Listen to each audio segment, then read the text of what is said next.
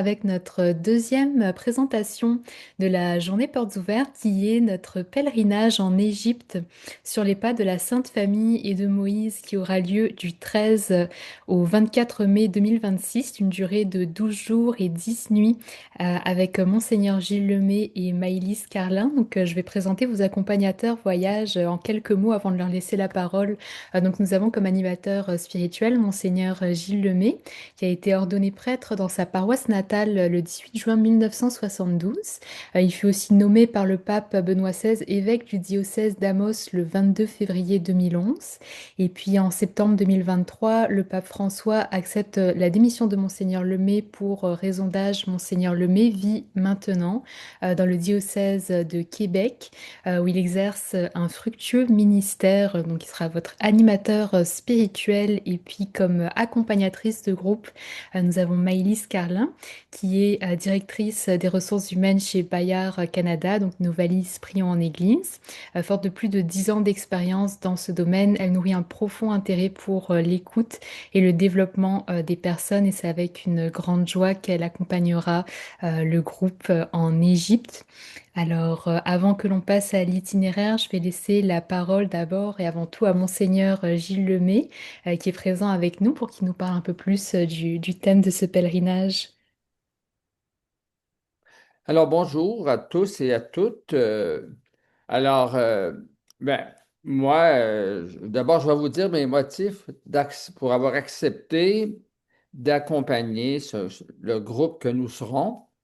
Euh, Tout d'abord, je dirais que c'est motivé par l'amour avec un grand A. L'amour pour Jésus, l'amour pour les voyages, l'amour aussi pour les personnes. Moi, je suis une personne de relation. Et puis, j'aime beaucoup rencontrer des personnes, puis c'est des occasions où on crée des liens forts, intéressants. Euh, donc, quand on m'a proposé si j'accepte d'accompagner le groupe, j'ai accepté avec joie, puis même empressement. Désir aussi de connaître le vécu de la Sainte Famille. Je ne suis jamais allé en Égypte. Pour moi, ce sera une première. Mais depuis mon enfance, quand j'ai lu les évangiles de l'enfance de Jésus, spécialement dans Saint Luc, puis même dans Saint Matthieu, c'est lui, Matthieu, qui fait état de la fuite en Égypte. Alors, j'ai plein de curiosité. Puis aussi, évidemment, l'expérience de Moïse au désert. Voir les pyramides. Enfin, pour moi, ça va être plein de découvertes sur le plan historique, archéologique et aussi sur le plan des relations humaines. Je suis certain que ça va être une belle expérience. Alors, c'est ce qui m'habite, moi, présentement. Merci Alors, au beaucoup. plaisir de vous connaître. Merci infiniment, Monseigneur Gilles Lemay. Maintenant, je vais laisser la parole à Maïlis pour qu'elle nous parle un peu plus de l'itinéraire du pèlerinage pour que vous voyez en image ce qui vous attend. Merci Anne. Oui, je vais vous parler de ce beau programme de 12 jours et 10 nuits. C'est sûr que les jours un et 2 vont être dédiés surtout au voyage.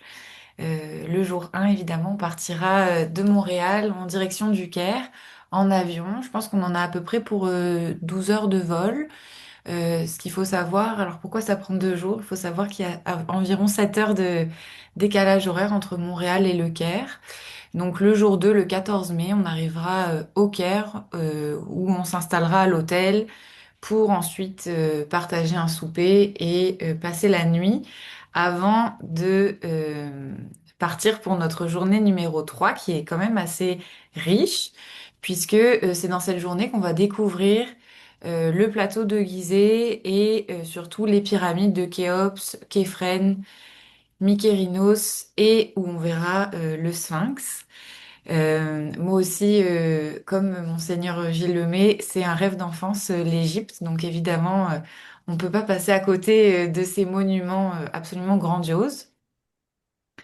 Cette journée-là, on lunchera en cours de visite.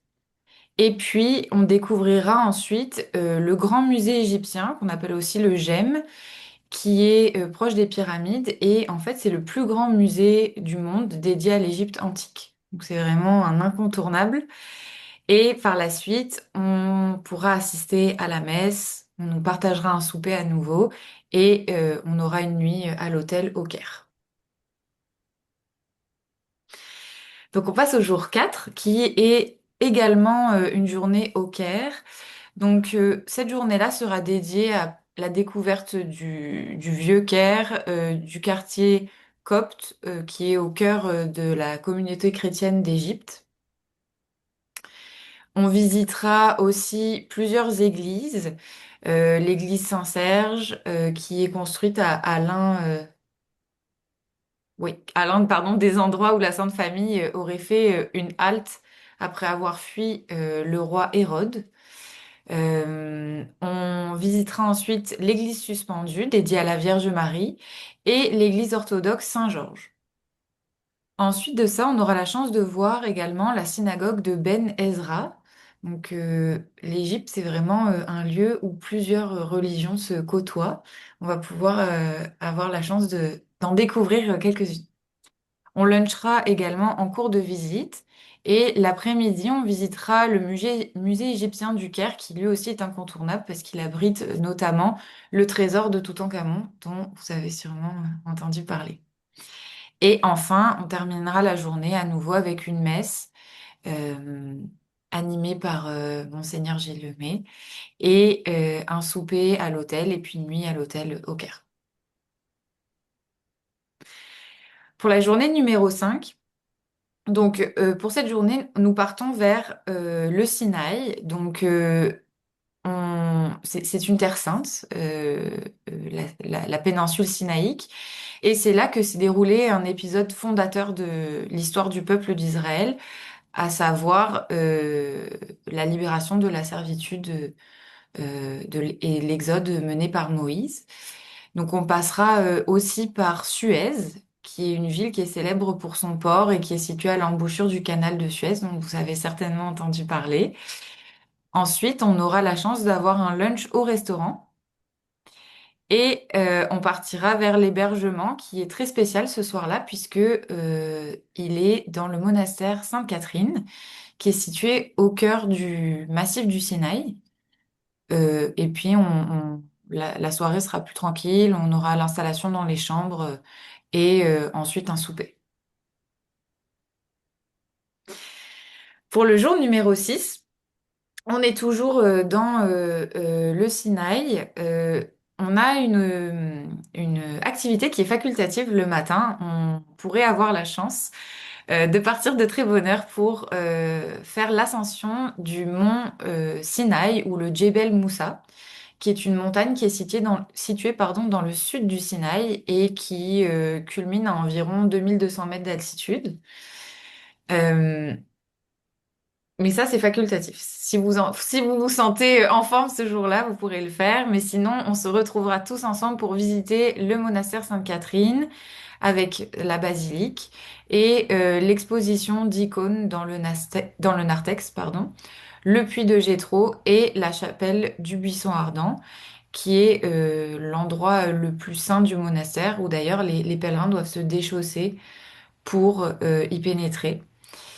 Euh, on continuera ensuite avec un lunch au restaurant et on se dirigera l'après-midi vers alors Zafarana, c'est bon, je l'ai bien prononcé, qui est un petit port du golfe de Suez pour passer la soirée, souper et puis passer la nuit.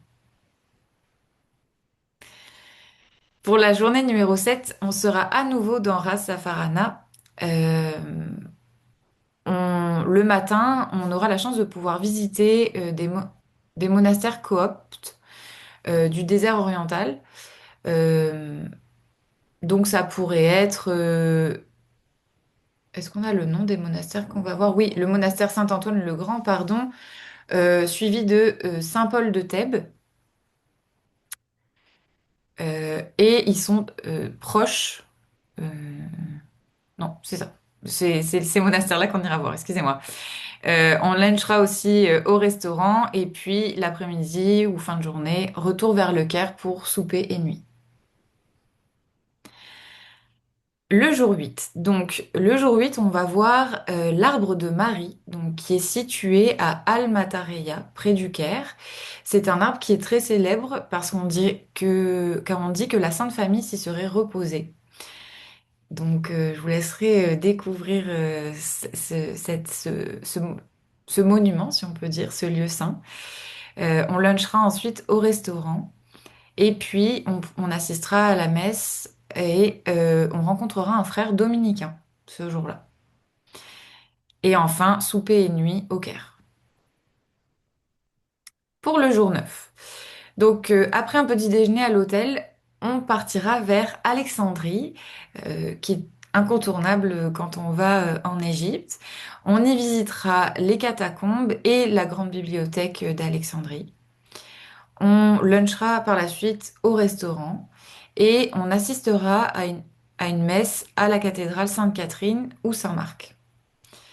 Ensuite, on prendra la route vers le monastère d'Anaphora pour y passer la nuit et partager un souper. Pour le jour 10, après un déjeuner à l'hôtel, nous partirons pour le Wadi El Natroun. Euh, Puis nous y visiterons un monastère copte ancien. Donc, les monastères cooptes, c'est des monastères dont les plus anciens remontent pardon, au 3e et 4e siècle.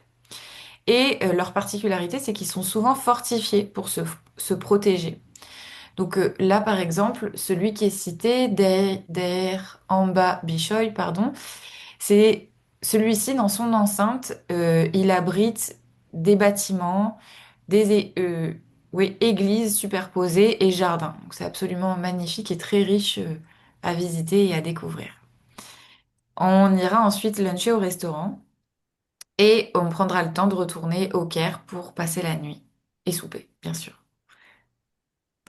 Pour le jour 11, donc avant-dernier jour du séjour et dernier jour de visite, donc on sera au Caire. On visitera l'église de Saint-Saman, qui fait référence au monastère de Saint-Saman, ou qu'on appelle aussi église de Saint-Simon le Tanneur au Caire.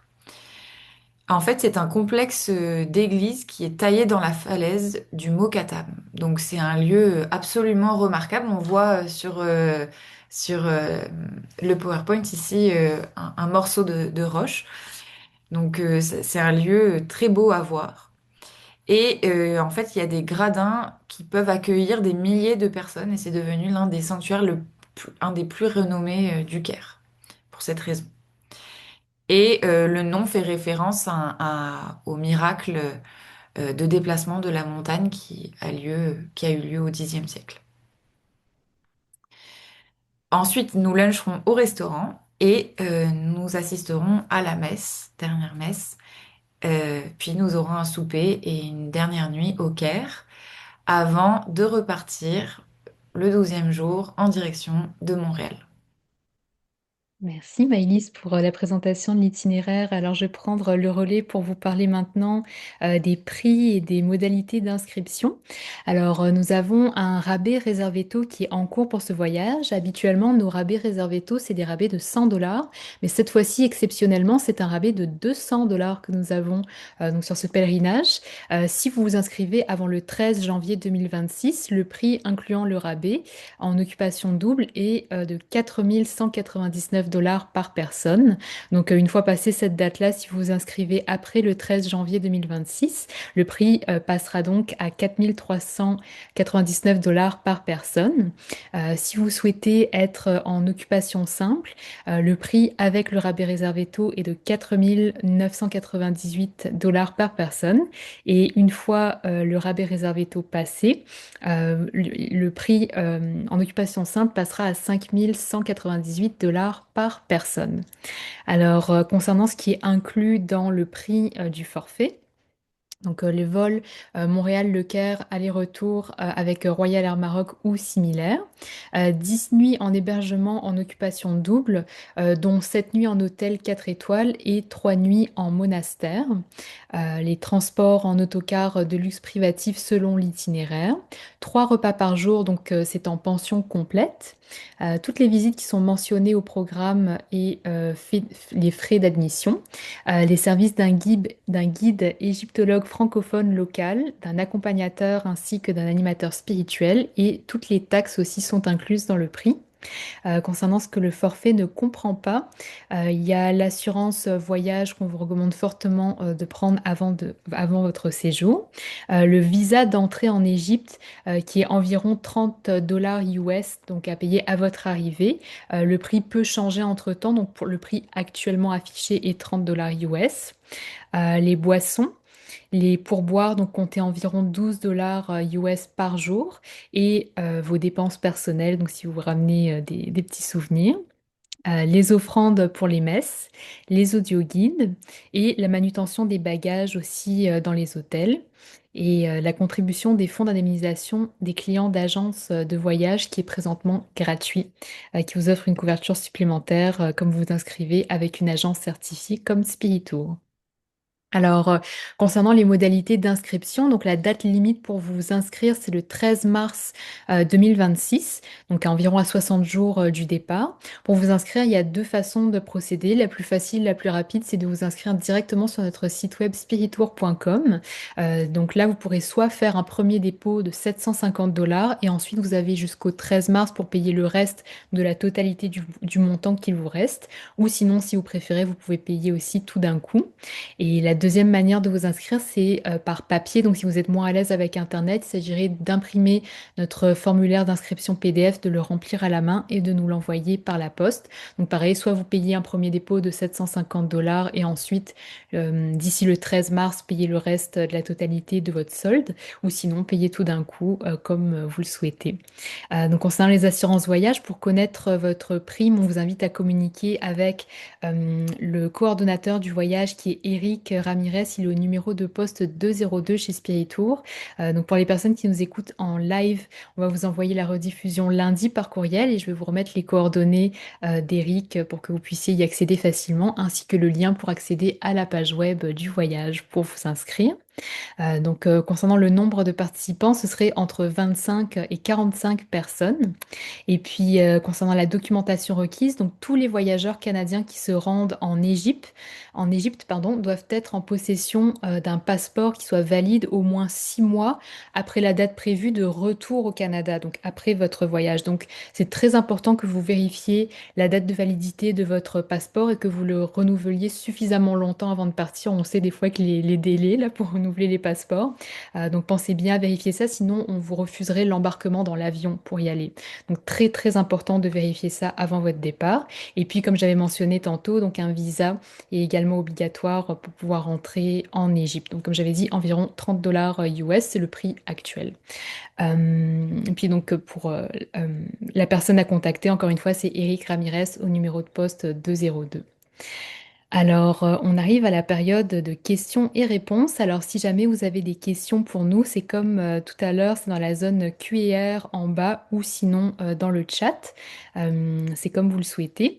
En attendant que les personnes nous écrivent les questions, je voulais aussi souligner que l'itinéraire de ce pèlerinage en Égypte, parce qu'on offre des pèlerinages en Égypte à peu près aux 2 ans, parfois tous les ans, dépendamment des années. Et cet itinéraire-là est vraiment différent des autres parce qu'on a beaucoup plus de temps passé dans les monastères chrétiens.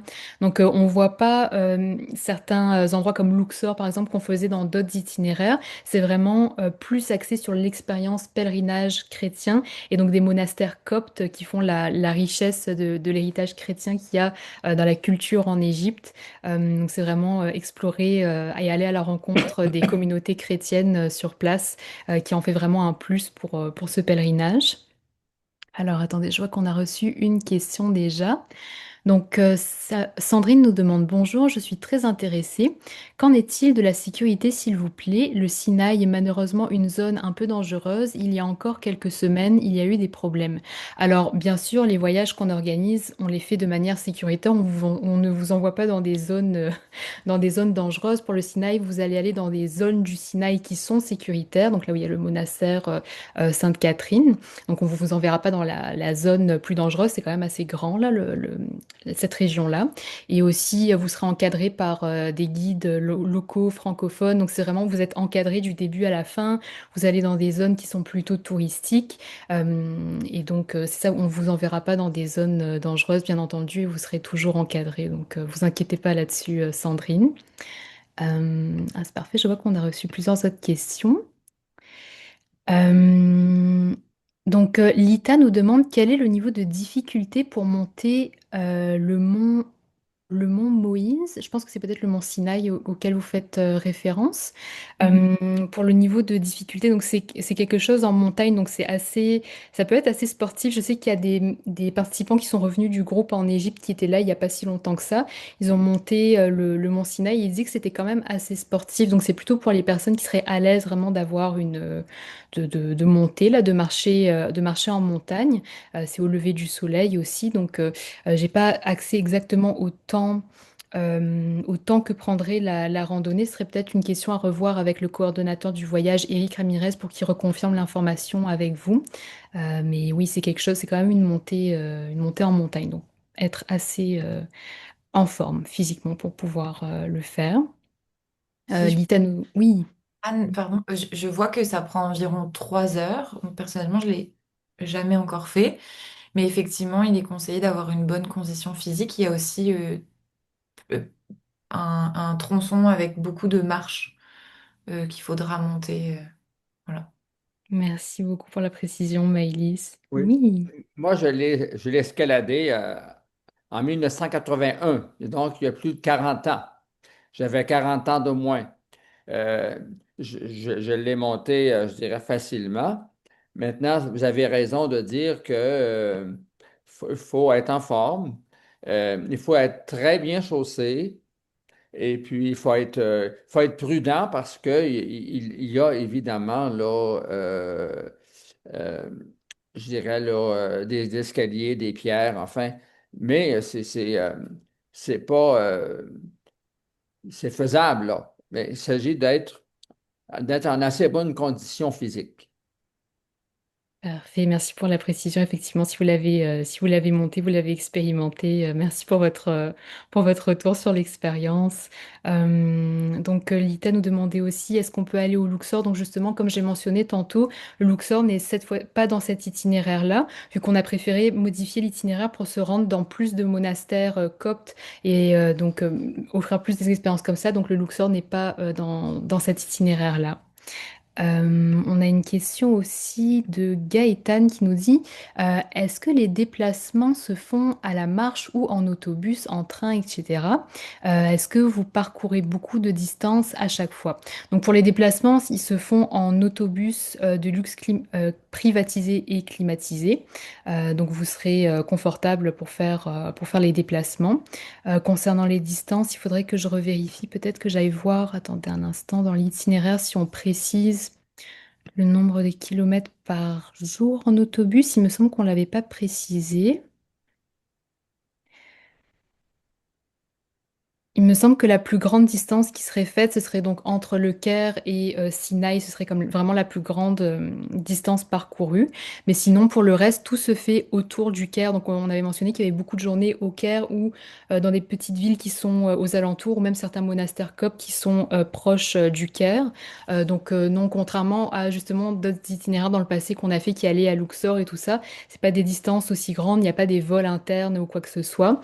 C'est ça, c'est Le Caire, il y aurait Alexandrie aussi, mais c'est pas c'est celle, je pense la distance la plus grande, c'est celle pour aller à Sinaï, donc ce serait juste en aller-retour une fois dans l'itinéraire, que ce sera un petit peu plus long. Sandrine nous demande, concernant le logement en monastère, je me doute bien que c'est un peu spartial. Spartiate, pardon, un peu spartiate. Mais y a-t-il quand même toutes les commodités dans la chambre? Donc normalement les logements en monastère sont plus modestes, c'est une expérience pèlerine authentique comme on aime le dire. Donc oui c'est quelque chose d'un petit peu plus euh, c'est ça d'un petit peu plus modeste. Donc c'est pas exactement le même type de confort que dans un hôtel. Donc vous aurez quelques nuits en hôtel, mais c'est ça en monastère vous avez donc votre chambre, salle de bain mais c'est quelque chose d'un petit peu moins pas d'un peu moins confortable, mais c'est un petit peu plus Simple. Ouais, c'est ça, plus simple, un peu plus modeste qu'en Oui. hôtel. Moi, en juin dernier, je suis allé en pèlerinage à Lisieux. Et puis, on a fait sur l'ensemble de 10 jours, eh bien, on a eu quelques nuits comme ça dans des monastères. Et puis, c'était confortable, on est plus à l'étroit. Les chambres sont plus à l'étroit. La salle de bain est plus petite, mais on a une très bonne salle de bain. En tout cas, moi, c'est ce que j'ai expérimenté. Le- la qualité est là, mais on n'est plus à l'étroit. Parfait, tout à fait, oui, c'est ça, Moins de luxe. c'est tout à fait expérience pèlerine en toute modestie, comme on dirait. Mais c'est ça, vous serez pas inconfortable, vous avez vraiment accès à la salle de bain et tout ce qu'il faut. Si vous prenez donc chambre en occupation double, vous serez en occupation double, ou si vous prenez en occupation simple, vous serez en occupation simple, mais c'est ça, vous avez un lit suffisamment confortable pour pouvoir reprendre du repos, surtout si vous avez fait la petite randonnée au lever du soleil au Mont Sinaï. Je vais voir s'il y a d'autres questions. Moi, je me fais illuminer par par le beau soleil de fin de journée ici. Ok, donc je vois pas d'autres questions pour l'instant. Alors, dans ce cas-là, je vais laisser... Ah, si, on a reçu notre question. Donc, Lorraine nous demande, les bagages ne se font pas transporter. Est-ce qu'il y a des ascenseurs dans les monastères? Il faudrait que Eric, le coordonnateur, vérifie exactement comment sont faits ces hébergements-là pour voir s'il y a des ascenseurs. Donc faudrait voir ça avec le coordonnateur directement. Donc appeler au numéro de Spiritour lundi et composer le poste 202 pour qu'il puisse répondre à cette question-là. Et concernant les bagages qui ne sont pas transportés, je vais juste revoir rapidement dans les inclus et non inclus. Donc c'est dans les hôtels que la manutention des bagages n'est pas incluse, donc uniquement dans les hôtels. Mais après, c'est inclus. Donc c'est vraiment le fait d'apporter vos bagages à votre chambre dans l'hébergement, mais ça correspondait au reste de votre question sur les ascenseurs. Et puis Sandrine nous demande, organisez-vous un départ depuis Québec? Alors tous nos départs se font à partir de Montréal, vu que le vol part de Montréal. Par contre, ce qui se fait souvent avec nos pèlerins, nos voyageurs, c'est que s'il y a plusieurs personnes qui partent du même endroit, il y en a qui partent de Québec ou de Trois-Rivières, il y en a qui aiment s'organiser des covoiturages ensemble pour partir tous ensemble vers l'aéroport de Montréal. C'est quelque chose qui serait possible si vous êtes plusieurs à faire ça. Mais le rendez-vous est à l'aéroport de Montréal, donc pas de départ de l'aéroport de Québec. Mais est-ce que, excusez-moi, n'y Oui. aura-t-il pas un départ de Québec, par exemple, de la gare de Sainte-Foy? Ce serait quelque chose à organiser. C'est pas quelque chose qu'on a inclus dans les coûts du séjour. Nous, c'est vraiment à partir du point de rencontre à l'aéroport de Montréal, ce qui est inclus dans les frais. Mais si vous voulez, oui, vous pouvez comme prendre un autobus depuis la gare de Sainte-Foy, partir jusqu'à l'aéroport de Montréal. Mais c'est ça, c'est pas quelque chose qui est inclus dans notre forfait. Ah bon, OK, merci. Bienvenue. Alors, je vois qu'on n'a pas d'autres questions. Donc, dans ce cas-là, je vais laisser le mot de la fin. D'abord à Monseigneur Gilles Lemay, puis ensuite à Maïlis. Bon, mais d'abord, je suis content de prendre connaissance avec plus de détails du trajet que nous allons, ou du parcours que nous allons faire. Euh, En tout cas, moi, ça me met davantage, ça augmente mon désir. Et puis, je, déjà, je peux dire que je porte dans mes prières spirituellement, là, toutes les personnes qui seront de l'expérience. Merci beaucoup là, pour toutes les informations. Merci beaucoup, Monseigneur. Et Maïli, je vous laisse aussi un autre mot de la fin. Merci beaucoup, Anne. Eh bien, écoutez, effectivement, moi aussi, en parlant, ça m'a donné encore plus envie. Et comme je le disais précédemment, jamais eu la chance pour le moment d'aller en Égypte. Donc, c'est vraiment un rêve d'enfant qui se réalise. J'espère qu'on pourra le réaliser ensemble. J'ai le regret de vous annoncer que mon petit chien ne pourra pas être guide avec Virgile Lemay et moi-même, mais mais ça serait quand même le fun. Puis je suis sûre que c'est vraiment un voyage inoubliable qui se prépare. Donc j'ai bien hâte.